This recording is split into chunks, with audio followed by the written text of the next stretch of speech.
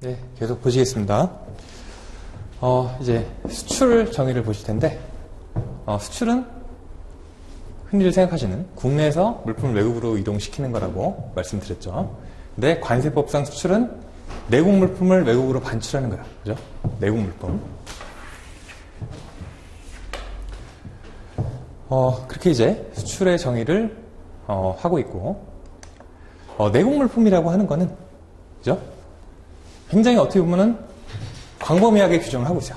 우리나라에 있는 물품인데 외국 물품이 아닌 거, 그거를 내국 물품이라고 얘기를 한대요. 그죠? 우리나라에 있는 물품으로서 외국 물품이 아닌 거에 대해서는 잠시 뒤에 이제 설명을 드릴 거고, 그다음 두 번째, 우리나라의 선박이 공해에서 채집하거나 포획한 수산물 등, 그죠? 그런 것들을 내국 물품이라고 얘기를 한대요. 아까 외국 물품 정의에서 공해이긴 한데 외국의 선박이 채집하거나 포획한 수산물은 외국 물품이라고 말씀드렸죠. 근데 반대로 공해이긴 한데 우리나라 선박이래요. 그죠? 우리나라 선박이 공해에서 채집하거나 포획한 거, 그런 거는 관세법상 내국 물품이라고 정의를 하고 있습니다. 그죠? 그래서 공해인 경우에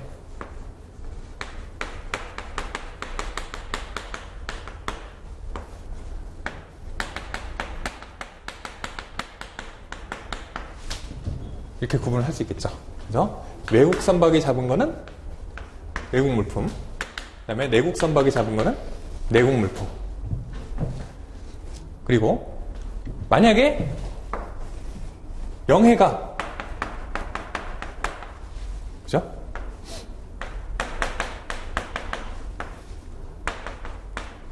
외국이라고 하죠.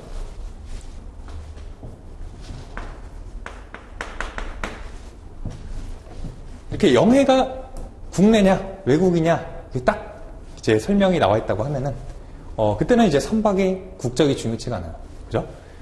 국내 영해 그러면은 우리가 이제 임자죠. 그러니까는 국내 영해에서 만약에 채집하거나 포획한 수산물이다. 그러면은 내국 물품이 될 거고, 외국의 영해에서 채집하거나 포획한 수산물이다. 그러면은 외국 물품이 되겠죠. 그죠? 그래서 공해인 경우에만 선박의 국적이 중요하다. 선박의 국적에 따라서 외국 물품이냐 내국 물품이냐가 결정이 되고, 영해가 뭐 국내 영해다 이런 말이 나왔으면은 뒤에 무슨 선박이 어쩌고 그런 내용들을 상관하실 필요 없이 그냥 내국 물품, 그다음에 외국 영해다 그런 말이 나오면은 외국 물품이라고 보시면 되겠습니다. 그다음에 세 번째, 입항 전 수입 신고가 수리된 물품이 돼요. 우리 보통 일반적인 수입 신고 그런 거는 241조에 규정이 되어 있어요. 근데 244조에 입항 전 수입 신고라는 게 규정이 되어 있는데, 말 그대로 선박이나 항공기가 우리나라에 들어오기 전에 미리 수입 신고를 할 수 있도록 해주는 제도예요. 그래서 이런 입항 전 수입 신고가 이루어지고 그거에 대해서 수리가 됐다. 그러면은 그 효과는 일반적인 수입 신고가 이루어지고 그다음에 수리가 된 거랑 동일한 효력이 있다고 보는 거예요.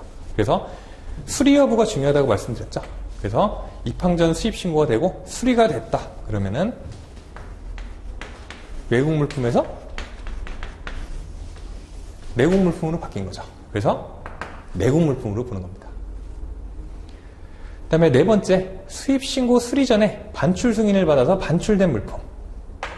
단순히 나중에 이제 문제를 보시면은 수입 신고 수리 전 반출 승인을 받은 물품, 그렇게 이제 보기가 출제되는 경우가 있어요. 근데 헷갈리겠죠. 뒤에 이제 반출된 물품, 반드시 반출까지 돼야 내국 물품으로 보는 거예요. 그죠? 그리고 수입 신고보다 미리 앞서가지고 반출을 할 수 있도록 허락을 해주는 거죠. 그죠? 그래서 결국에 반출 승인이 났다. 그리고 반출이 됐다라고 하는 거는 수입 신고가 수리되고 물품이 정상적으로 반출된 거랑 동일한 효력이 있다고 보시면 되겠습니다. 그 다음에 다섯 번째도 약간 비슷해요. 근데 4번보다는 좀 더 빠른 개념이에요. 그죠? 수입 신고가 된 거죠. 어쨌든 4번은 수입 신고가 되고 수리는 이루어지기 전에 반출을 할 수 있도록 승인을 해주는 건데, 다섯 번째 같은 경우는 수입 신고 하기도 전에, 그죠? 즉시 반출 신고를 하는 거예요. 그리고 나서 물품을 반출해가지고 사용을 하고, 그죠? 그 다음에 수입 신고를 일정 기간 내에 하고, 역시 수리를 해주고, 그런 절차가 이어집니다. 나중에 이제 배우실 텐데, 수입 신고 전 즉시 반출 신고를 하고, 10일 내에 수입 신고를 반드시 해줘야 됩니다. 그죠? 그런 개념들이 이제 뒤에 통관 파트에서 배우실 거예요. 253조에 규정이 되어 있고, 그래서 수입 신고 전 즉시 반출 신고를 하고 반출까지 된 그런 물품이라고 하면은 일반적인 수입 신고가 수입 신고가 이제 이루어지고 수리가 된 것과 동일한 효력이 있다고 보는 거예요. 그래서 외국 물품에서 내국 물품으로 전환이 되겠죠. 그래서 5번도 내국 물품으로 보는 겁니다.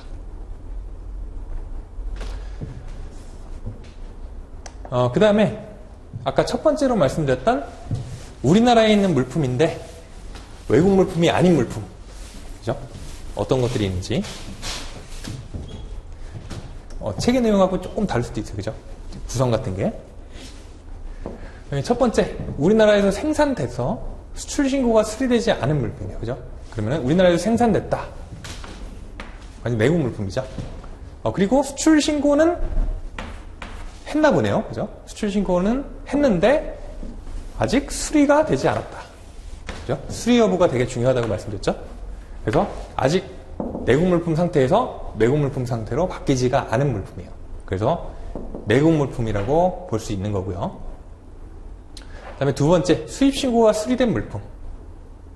그러면 외국 물품인데 수입 신고를 하고 수리까지 이루어졌어요. 그러면은 내국 물품으로 바뀌었겠죠. 그래서 2번과 같은 경우도 내국 물품으로 보는 거고요. 그 다음에 수입의 의제에 해당하는 물품.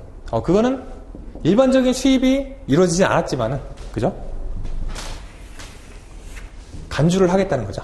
그래서 수입의 의제에 해당하는 물품도 수입 신고가 이루어진 거랑 동일한 효력이 있다고 보고 내국 물품이라고 보는 거예요. 그 다음에 네 번째, 보세구역 내 반입된 물품에 대해서 세관 공무원이 검사 등에 사용하거나 소비한 물품, 그죠? 예를 들어서 뭐 뒤에 나오는 겸품 반출이라든지 그런 걸 통해서 물품을 이제 검사할 목적으로 조금 떼가는 거죠, 이렇게. 그러면 조금 떼가지고 사용하거나 아니면 소비를 할 수 있겠죠. 그런 물품이라고 하더라도 관세법상 내국 물품이라고 볼 수 있는 겁니다. 아시겠죠? 이렇게 한 4가지 정도로 구분을 할 수가 있겠네요. 그 다음에 외국무역선 또는 외국무역기, 그 다음에 내항선 또는 내항기에 대한 정의가 나옵니다. 일단 외국무역선하고 외국무역기, 무역을 위해서 우리나라와 외국 간을 왕래하는 선박 또는 항공기를 말하고요. 그 다음에 내항선이나 내항기는 국내에서만 운행하는, 그죠? 선박이나 항공기를 얘기를 합니다. 그죠? 나중에 이제 그 뒤에 뭐 운송수단, 그죠? 운송수단 쪽에서 보시면은 외국무역선, 외국무역기, 그죠? 그 다음에 뭐 차량, 그런 부분에 대해서 뭐 입항하고 또는 출항하고, 그죠? 그럴 때 뭐 허가를 받거나 보고를 하고 그런 절차들이 쭉 나옵니다. 그때 가서 좀 더 자세한 내용을 이제 배우실 거고, 여기서는 이제 외국무역선하고 외국무역기, 내항선, 내항기가 관세법상 이렇게 규정이 돼 있다. 그 정도만 이제 숙지를 하고 넘어가시면 되겠고요. 그 다음에 이제 선용품, 기용품, 차량용품. 일단 선용품을 보시면은 음료나 식품이나, 그죠? 연료, 정말 그 배에서만 사용할 만한 그런 물품들이죠. 그 다음에 소모품, 밧줄, 그 다음에 뭐 수리용 예비 부분품이나 부속품, 그 다음에 집기, 그 뭐 기타 이와 유사한 물품인데, 중요한 부분은 이제 당해 선박에서만 사용하는 거죠. 그죠? 그 선박에서만 사용하는 물품들을 이제 선용품이라고 얘기를 하고요.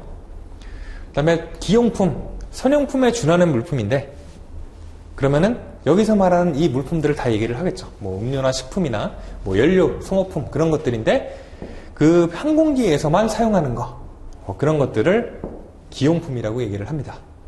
그 다음에 차량용품도 마찬가지로 선용품에 준하는 물품인데 그 해당 차량에서만 사용하는 거, 그런 것들을 이제 관세법상 차량용품이라고 얘기를 하고요. 선용품의 범위에 대해서 좀 더 구체적으로 나와요. 이 가로 1번, 가로 2번의 내용은 이제 관세법 기본 통칙이라는 그런 규정이 있는데 그 통칙에 나오는 내용들입니다. 그래서 좀 더 구체적으로 수리용 예비 부분품이나 부속품이 뭔지, 그다음에 기타 이와 유사한 물품이 뭘 얘기를 하는 건지를 규정을 하고 있어요. 그래서 1번부터 보시면은 수리용 예비 부분품하고 부속품은 그 선박과 시설의 일부가 소모 또는 마모돼서 수리나 교체를 하는데 이제 사용하는 부분품이나 부속품인데 중요한 부분이 이제 항해 도중에 자체적으로 수리 또는 교체할 수 있는 거예요. 자체적으로 알아서 그냥 자체적으로 수리하거나 교체할 수 있는 정도 그런 물품들이 이제 수리용 예비 부분품이나 부속품이라고 얘기를 하는 물품들입니다. 그 다음에 아까 선용품의 정의에서 말하는 기타 이와 유사한 물품은 닷이나 구명용구, 그 다음에 단네이지, 단네이지가 더니지라고 되어 있는데 보통 발음이 찾아봤어요 제가. 더니지라고 되어 있는데 보통 그 화물 같은 거 밑에 이제 배의 갑판 그 바닥이 이제 손상되지 않도록 밑에 까는 깔개 같은 거를 얘기를 하는 거예요. 단네지. 그 다음에 계기류, 그 다음에 사소한 전기기구, 그래서 그 선박의 항해에 직간접으로 필요한 물품들, 그런 것들이 이제 기타의 물품에 해당이 됩니다.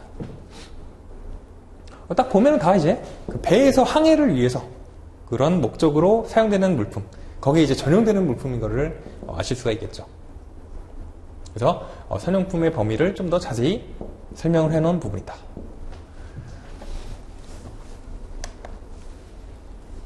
그 다음에 이제 환적, 복합 환적, 운영인 그런 용어들이 나오는데 환적은 중요한 부분이 여기에요.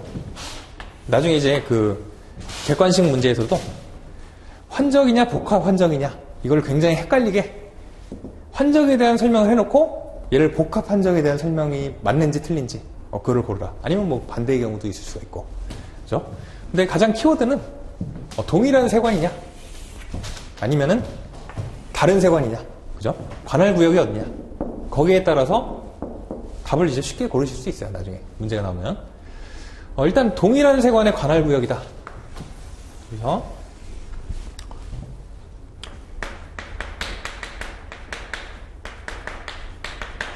같은 데서 지금 뭔가 이제 이루어지는데 들어오겠죠. 뭐 예를 들어서 제가 뭐 그림을 잘 못 그려서 들어왔어요. 들어와가지고 이 동일한 세관 관할 구역 안에서 옮겨 싣는 거예요, 그냥.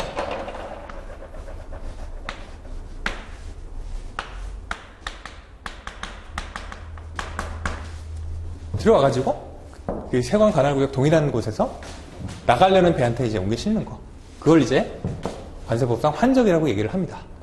그래서 쭉 보시면은 입국 또는 입항하는 운송수단에서 출국 또는 출항하려는 운송수단으로 옮겨 싣는 거. 그게 이제 환적이라고 얘기를 합니다. 그렇죠? 환적이죠. 뭐 그냥 용어를 보셔도 그냥 물건을 이제 뭐 옮겨 싣다 그런 뜻인 거를 아실 수가 있고, 그다음 복합 환적. 복합 환적은 뭐 예를 들어서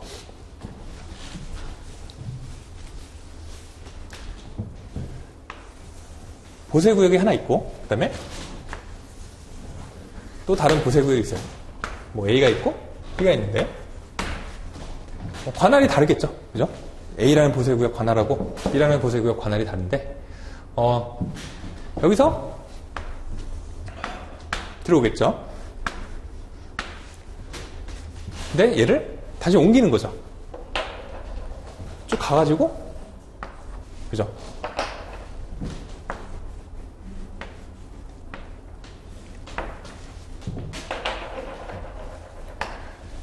다른 세관 관할구역, 그죠? 입국 또는 입항하는 운송수단의 물품을 다른 세관 관할구역으로 운송해가지고,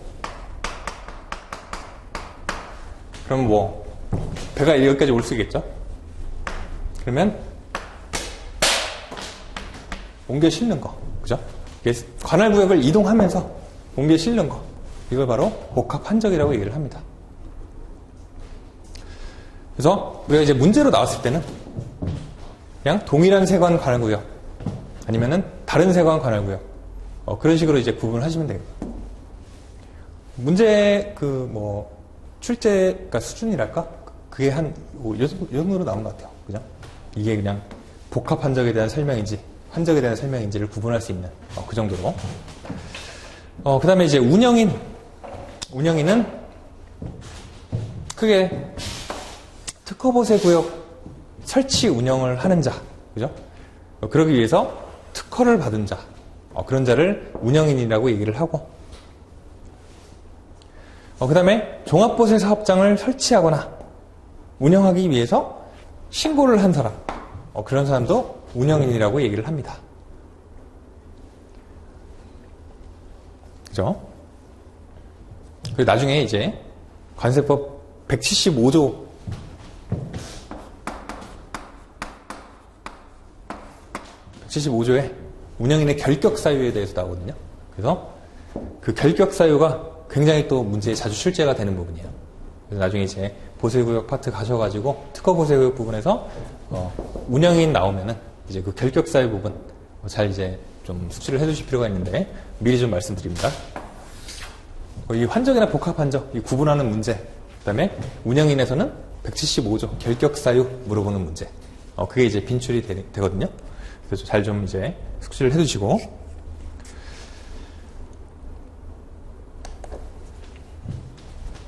그 다음에 이제 나오는 게 관세법 적용의 원칙이에요. 이 부분은, 그러니까 일단 1장 자체가 총칙 부분이지 않습니까? 총칙 부분인데, 그 총칙 부분은 관세법 전반적으로 이제 그 법을 어떻게 적용하고, 그다음에 어떤 원칙에 따라서 이제 기준을 삼아서 이제 법 적용을 하고 이제 이행을 해야 되는지, 그런 내용들에 대해서 규정을 하고 있는 겁니다. 일단 법 해석의 기준이 나오는데, 법 5조의 내용이에요. 특히 5조 1항의 내용입니다. 5조 1항. 내용을 보시면은 관세법을 해석하고 적용할 때, 그죠? 일단 되게 포괄적인 개념으로 나오죠. 관세법. 이 전체를 얘기를 하는 거예요. 이 법을 해석하고 적용할 때는 첫 번째로 과세 형평하고, 그다음에 두 번째 당해 조항의 한목적성에 비춰서 납세자의 재산권을 부당하게 침해하지 않도록 해야 된다. 결국에는 형평성 밑에 나오는데 과세자와 납세자 간의 형평. 과세자는 누구겠어요? 세관이겠죠, 그죠? 세관이고 납세자, 그죠? 수입물품에 대해서 관세를 납부할 의무가 있는 자, 그죠? 그런 사람이 이제 납세자인데 둘 간에 이제 형평을 고려를 해야 된다는 거죠. 그러니까 누가 더 이제 부당하거나, 그죠? 부당하게 관세를 이제 회피하거나 포탈하거나 하지도 말고, 그다음에 과세자 입장에서는 부당하거나 위법한 목적으로 과세 처분을 하지도 말라. 그런 내용이에요. 또는 서로 다른 납세자 간. 예를 들어 납세자 A가 있고, 그 다음에 B가 있는데, 예를 들어 공무원이 있고, 세관.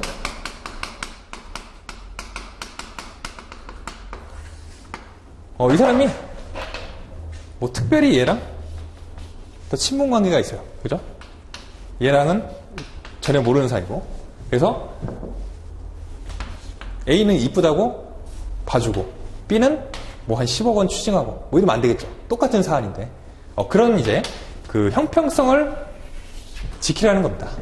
서로 다른 납세자 A랑 B 간에도. 그죠? 그런 내용들이고. 그 다음에 한 목적성의 원칙이 있는데, 그 어떤 관세법 조항을 적용을 할 때, 그죠? 거기에 더 벗어나지도 말고, 그죠? 지나치게 법 문구대로 집착해가지고 해석하지도 말라는, 그죠? 그 목적에 부합하도록 그 원칙을 지키라는 그런 내용이에요.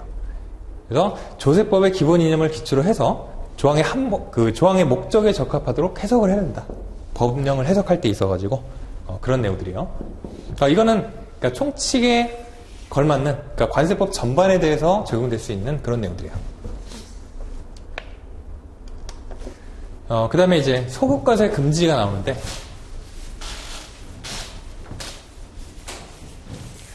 소급과세 보겠습니까? 나중에 뭔가 이제 일이 다 끝난 다음에 다시 이제 과거로 거슬러 가가지고 너 그때 내가 생각해보니까 그 당시에 뭔가 잘못했는데 내가 깜빡 놓쳤어. 그러니까 너 10억 원 납부해야 돼. 그렇게 하지 말라는 거죠. 근데 조건이 있어요. 계속 장기간에 걸쳐가지고 어떤 과세 처분이나 그런 행위가 없었다는 거죠. 그리고 그 당시에 과세자, 그죠? 세관의 말을 믿고 따랐어요. 거기에 따라서 이제 어떤 의무를 이행을 하고 했는데 나중에 가가지고 미안하다, 내가 잘못했다. 가가지고 세관이 뭐 10억 원 추징한다. 그러면은 이거 굉장히 난감한 일이죠. 납세자 입장에서. 그래서 서국과세 금지라는 원칙을 관세법에 규정을 해놓고 어떤 관세법을 해석을 하거나 아니면은 그 관행이 일반적으로 납세자한테 받아들여진 후다. 결국에는 일반적으로 납세자에게 받아들여졌다. 어떤 세관이 공식적인 어떤 표명을 했고 거기에 따라서 납세자가 이제 의무를 이행을 했다는 거죠. 그러고 났는데 뒤에 가서 딴소리 하지 말라는 얘기예요. 그래서 그 해석이나 관행에 의한 행위나 계산은 이제 정당한 것으로 본다. 일단 믿고 따른 다음에는 정당한 것으로 보고 새로운 해석이나 관행에 의해서 소급해서 과세되지 않는다. 나중에 이제 바뀐 뭐 법령이나 이런 걸 들이대면서 세관이 이제 과세하지 말라 그런 얘기입니다. 만약에 이게 지켜지지 않으면은 세관 무서워가지고 우리 수출입 못하겠죠, 그죠? 그래서 그런 납세자의 법적 안정성을 보장을 하고 예측 불가하겠죠. 그러면은 언제 세관이 나한테 뭐 10억 원을 추징할지 뭐 그럴지 알 수가 없으니까 예측 가능성을 유지를 하게끔 이 소급과세 금지 규정을 두고 있는 거예요. 그다음에 국민의 재산권을 보장한다. 좀 거창하긴 한데 혹시 납세자가 갑자기 사업하는 사람들이 항상 뭐 돈을 쌓아두고 사업하는 것도 아니고 예를 들어 뭐 약간 중소기업 같은 경우에 15억 원 갑자기 추징을 당해버리면은 뭐 사업 부도날 수도 있겠죠. 그래서 그런 국민 재산권을 보장하는 그런 목적도 있다. 그렇게 이해를 하시고요. 그리고 앞에서 이제 이 법의 해석이나 관행이 일반적으로 납세자에게 받아들여진 후라고 하는 부분은 일단 말씀드렸듯이 장기간에 걸쳐서 세관이 과세를 하지 않았어요. 그죠? 그런 사실이 존재해야 되고, 그 다음에 과세관청인 세관이 비과세에 관해서 명시적이나 묵시적인 의사표시가 있었다고 볼 수 있는 사정이 있어야 된다. 그죠? 명시적이라고 하는 거는 뭐 유권 해석이라고 얘기를 하는데, 공식적인 그런 어떤 그 법에 대한 해석 내용이라든지, 결정 내용이라든지, 그죠? 아니면 장기간에 걸쳐가지고, 그냥 과세도 안 하고 있다가, 한 7, 8년 지났는데, 과거 7, 8년 전 일을 들먹이면서, 너 그 당시에 네가 잘못했으니 과세해야겠다, 내가. 그죠? 그렇게 처분하는 그런 일이 없었다는 거죠. 그죠? 그건 명시적이나 무식적인 의사표시가 있었다고 볼 수 있는 사정이 있어야 된다. 그런 요건들이 이제 충족이 되면은 납세자에게 받아들여진 후라는 것을 의미를 하는 거예요. 그 다음에 이제 관세법 해석에 관한 사항을 심의하는 거.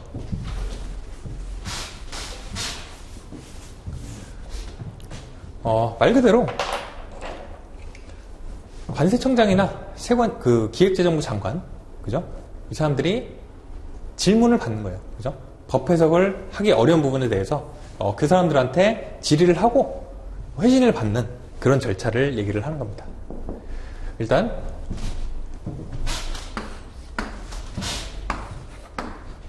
그런 사항들은 관세법 해석의 기준, 그죠? 5조 1항에 규정된 내용들을 하고, 그 다음에 소급과세 금지에 대한 내용들, 그런 것들을 어떻게 정확하게 해석하고 적용을 하는지 잘 모르겠는 거죠. 그죠? 그런 경우에는 이제 물어봐라. 그럼 이제 답변을 해주겠다. 그런 절차들이요. 일단 그런 내용들이 질의가 들어오면은 국세예규심사위원회라는 곳에서 이제 심의를 할 수가 있고요. 그 다음에 그 절차를 보시면은 일단 첫 번째로 기획재정부 장관이나 관세청장이 관세법 해석과 관련된 질의를 받았어요. 그러면은 심의를 한 다음에 해석을 해줘야겠죠. 그죠? 질의를 한 사람한테 당연히 그 결정 내용을 알려줘야 될 거고, 그때 이제 관세청장이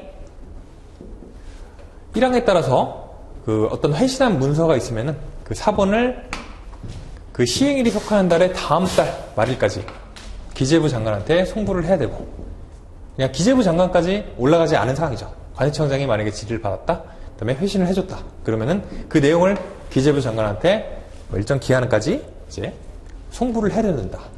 그런 내용이고요.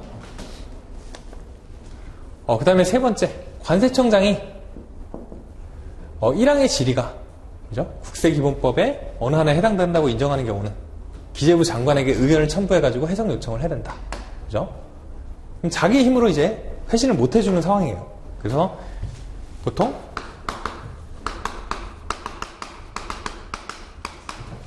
그 다음에 밑에 관세청이 있는데, 그러니까 얘가 자기 힘으로 뭔가 해결이 안 되니까는 위에다가 이제 요청을 하는 거죠. 기재부 장관한테 이제 좀 도와달라. 그러면은 그 의견을 첨부해가지고 해석 요청을 하는 거죠. 그 다음에 이제 네 번째, 관세청장이 사망에 따라서 기재부 장관의 해석을 받는데 이견이 있어요. 그죠? 다시 회신을 해서 받겠죠, 뭔가. 그죠? 받는데 이견이 있어요. 그러면은 다시 재해석을 요청할 수 있다는 거죠.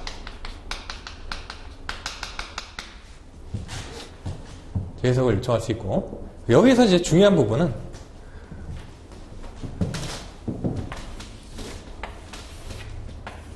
누가 누구한테 하는지, 그죠? 절차에 따라서 누가 누구한테, 예를 들어 관세청장이 기재부 장관한테 해석 요청을 하고, 그죠? 그 다음에 관세청장이 또 재해석 요청을 할 수 있고, 기재부 장관한테.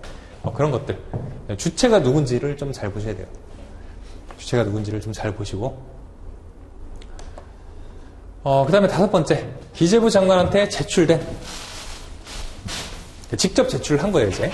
기재부 장관한테 제출된 법 해석과 관련된 질의는 관세청장한테 이송하고, 그죠? 민원인한테도 알려줘야 되고요. 근데 기재부 장관이 직접 회신할 수 있는 경우가 있어요. 1번, 2번, 3번과 같은 경우에. 그러니까 기재부 장관이 더 높은 사람이죠. 높은 사람이니까는 뭔가 좀 중대한 사안 같은 경우는 직접 민원인한테 회신을 할 수 있어요. 보시면 첫 번째, 국세기본법, 그죠? 그 법령에 따른 국세예규심사위원회 심의를 거쳐야 되거나, 아니면은 관세청장의 법 해석에 대해서 다시 이제 질의한 사항이죠. 다시 질의한 사항으로서 관세청장의 회신문에 첨부된 경우, 그죠? 그런 경우의 질의. 아니면은 법이 새로 개정되거나 제정돼가지고 이에 대해서 기재부 장관한테 도움을 요청해야 되는 경우, 그죠? 자기 혼자 힘으로 해석을 못 해줄 것 같아요. 그러면은 기재부 장관이 직접 해석을 해가지고 그 결과를 민원인한테 회신을 해줄 수가 있어요. 이런 절차들이 이제 규정이 돼 있고, 그 다음에 이제 관세청장이 법을 적용할 때 우리나라가 가입한 관세에 관한 조약, 그런 것들이 있는데 굉장히 어려워요, 내용이. 그래서 해석에 의문이 있는 경우, 그때도 기재부 장관에게 의견을 첨부해가지고 해석을 요청할 수 있어요. 그렇죠? 그 다음에 기재부 장관이 이제 필요하다고 인정될 때 국제기구에도 질의를 할 수 있고요. 우리가 이제 업무를 할 때 나중에 굉장히 이런 관세청이나 기재부에다가 그 질의 회신을 신청을 합니다. 그죠? 예를 들어 관세법 175조의 운영인의 결격 사유에 이러이러한 규정들이 있는데 거기에 이런 사실관계에 해당하는 내용들이 그 법령을 적용하는 것이 맞는지 굉장히 이제 궁금한 경우가 있죠. 그러면은 우리가 그 내용들을 이제 서면으로 작성해서 관세청장이나 아니면 기재부 장관한테 보냅니다. 그러면 일정 기간 동안 이제 검토를 해가지고 결과를 이제 회신을 해주면은 거기에 따라서 이제 실무를 이행을 하면 돼요. 그 다음에 이제 신의성실이 나옵니다.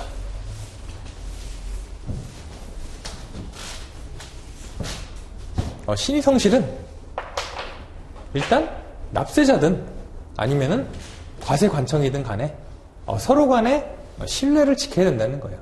신뢰를 지켜야 된다. 그죠?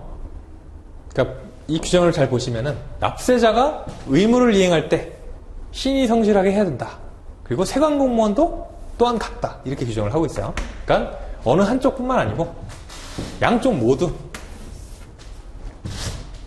서로 신뢰를 갖게끔 성실하게 자기 의무나 직무를 수행을 해야 된다. 그런 의미입니다. 앞에 그 소급과세 금지 원칙이 거의 신의승실 원칙의 일부라고 보시면 돼요. 그죠? 그러니까 서로 믿고 이제 과세관청을 믿고 따랐는데 나중에 이제 뭐 뒤에 가가지고 네가 과거에 잘못했으니 이제 내가 과세 처분하겠다. 이런 일들을 하지 말라는 얘기죠. 그죠? 그 다음에 이제 세관공무원 재량의 한계인데 일단 세관공무원 그 다음에 뭐 우리 국세청의 세무공무원 이런 분들도 다 일정한 재량을 가지고 있어요. 제가 보통 이제 관세법을 보면은 뭐뭐 할 수 있다. 그죠? 뭐 이런 규정들이 있는데 뭐 세관공무원은 예를 들어 뭐 납세자에게 담보를 제공하게 할 수 있다. 뭐 그런 식으로 할 수 있다라는 규정이 굉장히 좀 어떻게 보면 하여야 한다. 오히려 이런 규정, 그죠? 그런 강행 규정보다 조금 애매할 수가 있어요.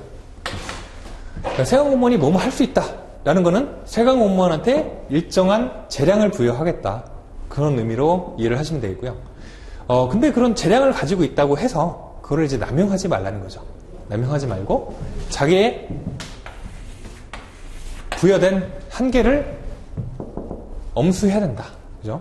그걸 지키면서 자기 업무를 수행해라. 그런 의미입니다. 아니면은 세관공무원이 자기 마음대로 정말, 그죠? 뭐, A라는 납세자. 아까 이쁘다고 봐주고, 그죠? B라는 납세자. 밉다고 이제 10억 원 추징하고, 그죠? 아침에 뭐, 집에서 이제 뭐 와이프랑 싸우고 나왔는데 기분 나쁘다고 C라는 납세자 쫓아가가지고 뭐, 너 이렇게 기분 나쁘게 생겼어 하면서 뭐 과세 처분을 할 수도 있는 거고. 그러면은 이제 그 자기 재량이나 직권이 남용되겠죠. 그래 그런 한계를 엄수해가지고 업무를 수행하라. 그런 의미로 이제 관세법 7조에서 세관공무원 재량의 한계를 규정을 하고 있는 거예요. 그 다음에 이제 기간이라는 개념이 나오는데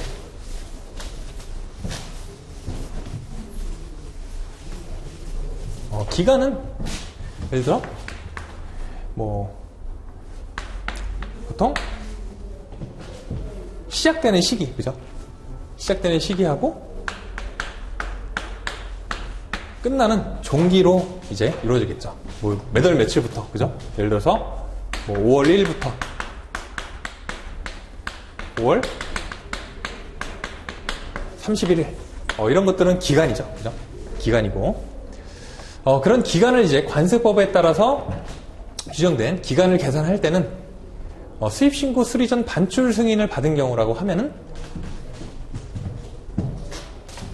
승인일이 수입신고 수리일이다. 그렇게 본다는 얘기입니다. 아까 말씀드렸듯이 수입신고 수리 전 반출 승인을 받아서 반출된 물품, 그죠? 그런 것들을 이제 내국물품으로 보는 거고, 그런 경우에 일반적인 수입신고가 이루어지고 수리되는 그런 효과와 동일하다고 말씀드렸죠. 그래서 그 승인이 이루어진 거 그러면은 일반적인 수입신고의 경우에 수리가 된 걸로 본다는 거가 그죠? 일맥상통하죠. 그래서 승인일을 수입신고 수리일로 본다. 다음 두 번째, 기간의 계산 방법은 어떤 각 개별 법령에 별도 규정이 없다라고 하면은 민법을 따른답니다. 민법을. 그죠? 뭐 민법을 따라서 뭐 어떻게 기간을 계산하고 이런 문제는 안 나와요. 다만 이 문장에서 민법을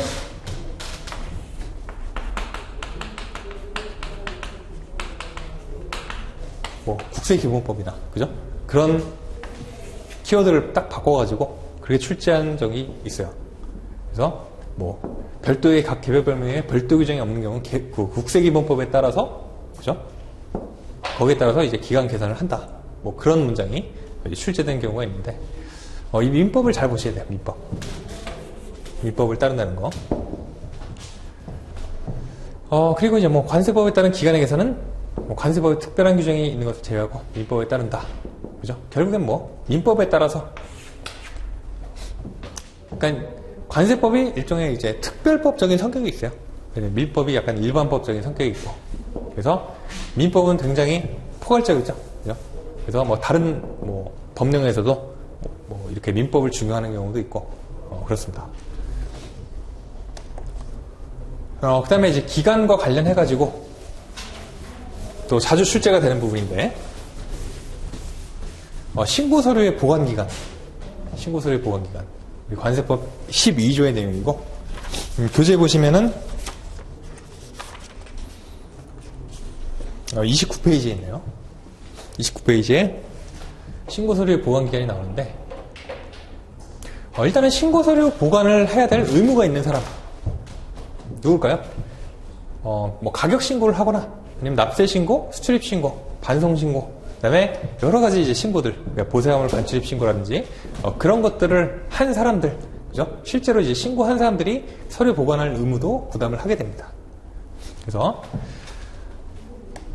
일단 보관 기간이, 최대 5년부터 3년, 2년, 이렇게 구분이 돼 있어요.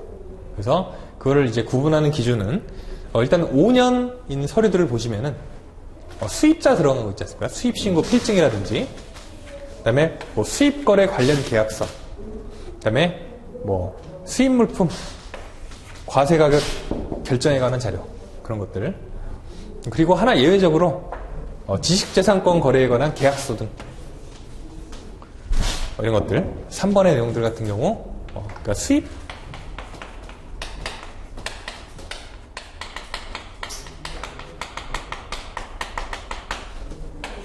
얘네는 해당 신고 수리일부터 5년이 이제 그 신고 서류 보관 기간이 됩니다. 그 다음에 두 번째, 해당 신고에 대한 수리일부터 3년을 규정하고 있는 거. 수출을 하고요. 그죠? 수출 들어가는 거.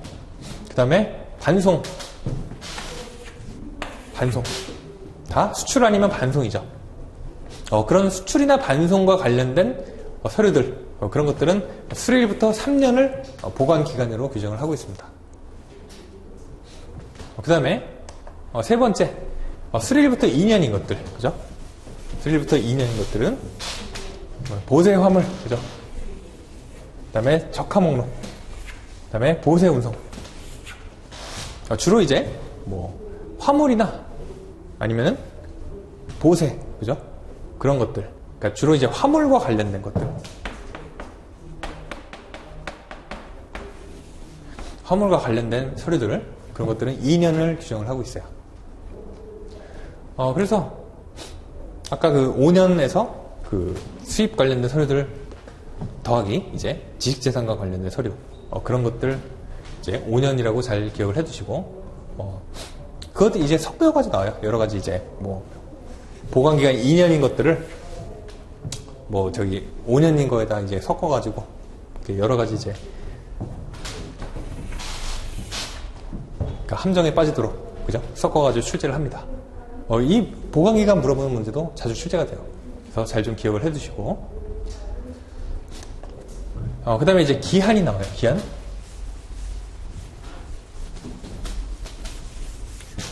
일단 납부기한이라는 게 대표적이죠.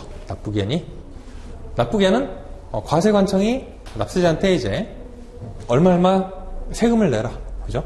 고지를 하고 일정 기한을 주는 거죠.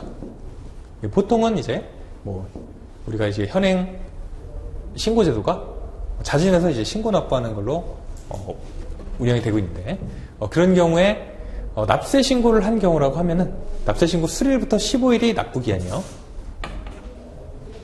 그 다음에 2번과 같이 세관장이 알아서 고지서를 날려주는 경우도 있어요.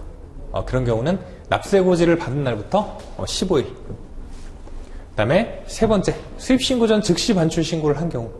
아까 수입신고 전 즉시 반출 신고를 하면은 그로부터 10일 내에 수입신고를 해야 된다고 말씀드렸죠. 근데 즉시 반출 신고를 한 날부터 15일이 납부기한이 아니고, 그 즉시 반출 신고를 하고 10일 내에 수입신고를 하면은 그 수입신고를 한 날부터 15일이 납부기한이 되는 거예요. 그래서 그 그 수입 신고 전 즉시 반출 신고를 한 경우에 납부기한, 그걸 좀 잘 기억을 해주세요. 나중에 이게 우리가 지금 그 기본 이론 공부할 때 보면은 바로 아실 것 같지만은 나중에 이제 실제 문제로 출제되면 굉장히 헷갈려요. 수입 신고일부터인지 아니면은 즉시 반출 신고일부터인지 헷갈리는 경우가 있으니까 잘 좀 기억을 해두시고요. 그 다음에 이제 기한의 특례가 나오죠. 일단 관세법상 납부기한이 있고, 납부기한이 예를 들어서 뭐 오늘이라고 할까요? 이때가 납세 신고가 수리가 됐다고 하죠.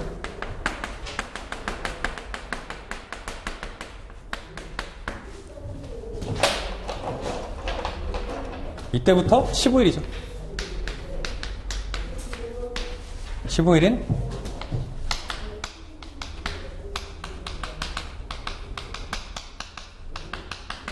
5월 27일이 이제 납부기한이 되겠죠. 근데 이날이 공휴일이에요. 그죠? 공휴일, 뭐 일요일 같은 게 포함이 되겠죠. 또는 근로제의 날, 아니면은 토요일, 아니면은 금융기관이나 최신관서, 그죠? 뭐 우체국 같은 거. 그러니까 뭐 관세를 수납할 수 있는 그런 기관들, 그런 것들이 쉬는 날이죠. 그런 날이 이제 이 납부기한에 딱 걸린다. 그러면은 그 다음 날을 기한으로 한다는 거죠. 그죠? 그 다음 날을 5월 28일을 이제 기한으로 연장을 한다는 거죠. 그러니까 이제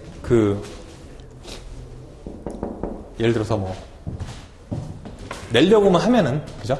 뭐 우리 뭐 인터넷 뱅킹도 있고 뭐 그런 것도 있을 텐데 그런 것까지 이제 뭐 지나치게 빡빡하게 할 필요는 없다는 거죠. 그죠? 그래서 정상적으로 실제 영업일을 얘기를 하는 거죠. 뭐 쉬지 않는 날, 그런 날로 하루 이제 연장을 해준다. 그래서 그 다음 날을 기한으로 한다. 그렇게 규정을 하고 있어요. 그 다음에 이제 그 국가 관세종합 정보망이나 전산처리 설비가 1번부터 그죠? 4번까지 정전이나 프로그램 오류, 그 다음에 한국은행이나 최신관서 정보처리 장치가 그죠? 정상적으로 작동하지 않는 경우, 또는 기타 사유, 그런 경우에 그냥 전산으로 이루어지면은 그런 것들이 이런 사유로 인해 가지고 신고나 신청, 그죠? 승인 이런 것들을 할 수가 없겠죠. 그러면은 그 장애를 일단 복구를 하고 그 다음 날까지 기한을 주는 거예요. 그래서 그 전산처리 설비나 아니면 국가관세 종합 정보망 그 장애가 복구된 날에 다음 날을 기한으로 한다. 그래서 그런 것들이 이제 기한의 특례로 규정이 돼 있고, 그 다음에 이제 천재지변 등으로 인한 기한의 연장. 이건 정말 이제 불쌍한 상황이죠. 불쌍한 상황이고, 그럴 때 이제 세관장이 봤을 때 그 합당한 이유에 해당이 되면은 1년을 넘지 않는 기간, 그러니까 맥시멈이 1년이라는 얘기죠. 1년을 넘지 않는 기간을 정해서 기한을 연장을 해준다. 다만 1번하고 4번과 같이 보시면은 재산에 심한 손실을 입고, 그죠? 그 다음에 사업에 현저한 손실을 입거나 아니면 사업이 중대한 이익에 처한 경우, 이런 것들. 지금 이거 회사가 망해가게 생겼는데 관세 납부하는 게 지금 대수가 아니겠죠? 그렇죠? 그렇기 때문에 이런 심각한 상황이다. 그러면은 천재지변 등으로 인한, 그죠? 기한 연장 사유에 해당한다 해가지고 이제 그 기한을 연장을 해주는 거예요. 근데 만약에 기한 연장을 해줬는데 1번과 같이, 그죠? 관세를 지정한 납부기한 내에 그냥 납부하지 않거나 아니면은 그 심각한 상황에서 이제 상황이 이제 좋게 바뀌었는데 그럼에도 불구하고 기한 연장을 해줄 필요는 없겠죠. 그렇기 때문에 연장을 취소를 하고, 그 다음에 세 번째로 파산 선고나 법인 해산 그런 기타 사유로 관세 전액을 징수하기 곤란하다고 인정될 때, 그죠? 그러면은 얘가 이제 망해버리면은 더 이상 누구한테 이제 관세를 징수하겠어요, 그죠? 그러니까 망하기 전에, 그죠? 법인이 해산하기 전에 쫓아가가지고 빨리 관세를 납부하라고, 그죠? 그리고 납부하라고 해서 걷어들이겠죠. 그렇기 때문에 이런 경우는 당장에 연장을 취소를 하고 쫓아가서 이제 관세를 부가징수하는 거예요. 이런 사유들, 그러면은 납부기한 연장을 취소한다. 그렇게 좀 이해를 하시고, 그 다음에 이제 1장이 끝났고 2장에 이제 납세 의무의 성립 부분이 나오는데 이거 잠깐 쉬었다가 계속해서 보시겠습니다.